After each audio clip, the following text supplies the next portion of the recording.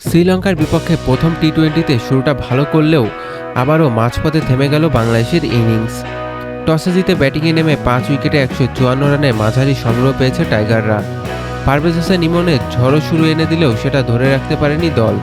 মাত্র ২২ বলে ৩৮ রানের ইনিংসে ছিল ৫টি ৪ ও ১টি ছক্কা। শুরুতেই তানজিদ তামিমকে হারানোর পর পাওয়ার প্লেতে আসে ৫৪ রান। এরপর লিটন দাস ফেরেন মাত্র ৬ রানে। হৃদয় হতাশ করেছেন ১০ রানে।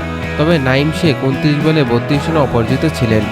সঙ্গে ২৩ বলে ২৯ রানে মিরাজও ৫ বলে ১৪ রানে শামীম পাটোয়ারি শেষের দিকে দলকে কিছুটা এগিয়ে নিয়ে যায়। ফরম্যাট বদলেছে, তবে বদলায়নি বাংলাদেশের ফলাফল। প্রথম টি-20তে শ্রীলঙ্কার কাছে ৭ উইকেটে হেরেছে টাইগাররা। ব্যাট হাতে বাংলাদেশের সংগ্রহ ছিল ১৫৪ রান, কিন্তু সেই রান অনায়াসে তাড়া করে নিয়েছে স্বাগতিকরা। জোরো ব্যাটিংয়ে মাত্র ৬ বল হাতে রেখেই ম্যাচ জিতে নেয় শ্রীলঙ্কা।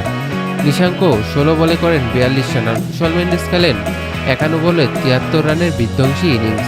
পাওয়ার প্লেতে ৮৩ রান তোলে লঙ্কানরা। বল হাতে কেউই কার্যকর ছিল না বাংলাদেশের।